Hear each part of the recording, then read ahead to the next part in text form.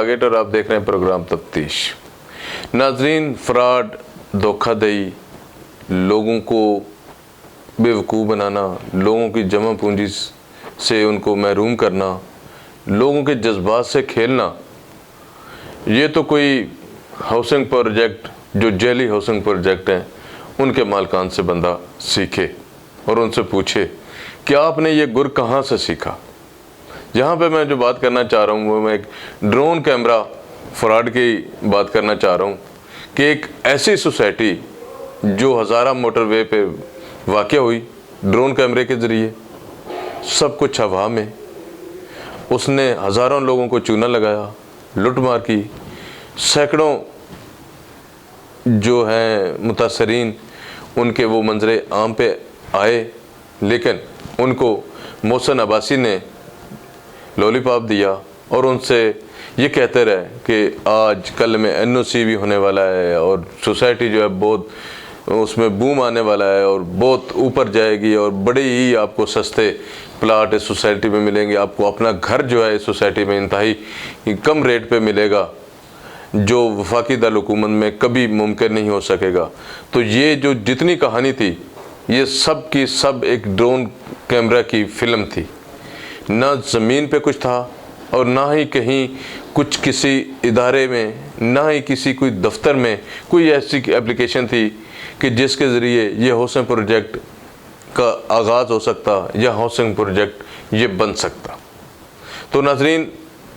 पाक सिटी जिसके मालिक मोहसिन अब्बासी हैं के हवाले से मैंने पहले भी इंकशाफात किए कि मोहसिन अब्बासी ने अवाम को लूटने का जो ट्रिक शुरू किया उससे हज़ारों लोगों को नुकसान पहुंचा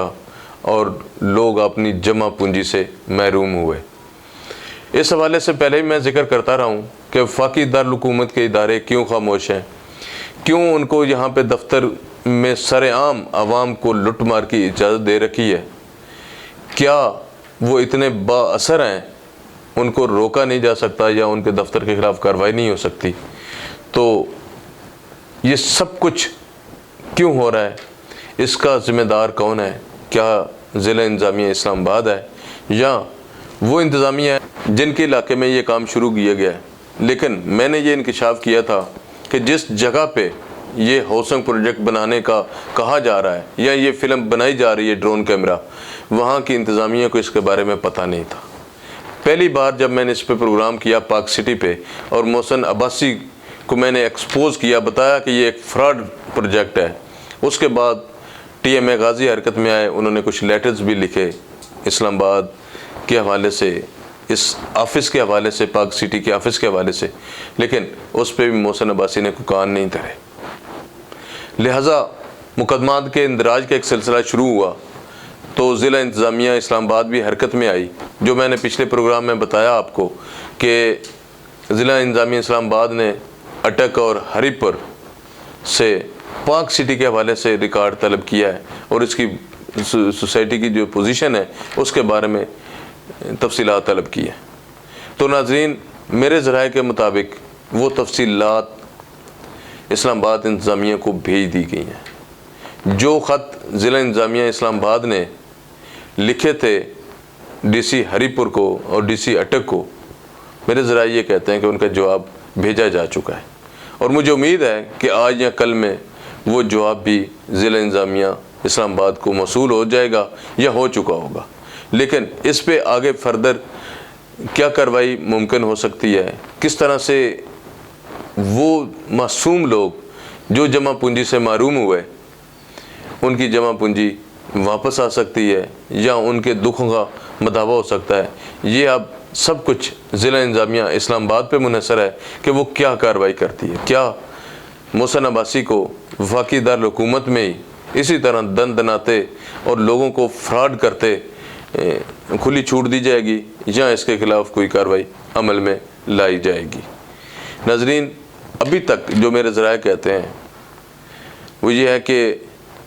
पाक सिटी के हवाले से इस्लामाबाद में भी कार्रवाई का आगाज़ हो चुका है। ऑफ़िस के को बंद करने के हवाले से भी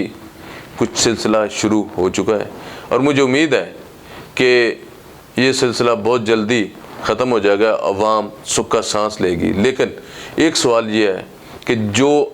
عوام اس پروجیکٹ میں اپنی جمع پونجی لٹا چکی ہے یا اپنی جمع پونجی سے محروم ہو چکی ہے، اس کا کیا بنے گا؟ یہ سوال ہمیشہ رہے گا۔ اس پہ کس طرح سے انتظامیہ کارروائی کرے گی،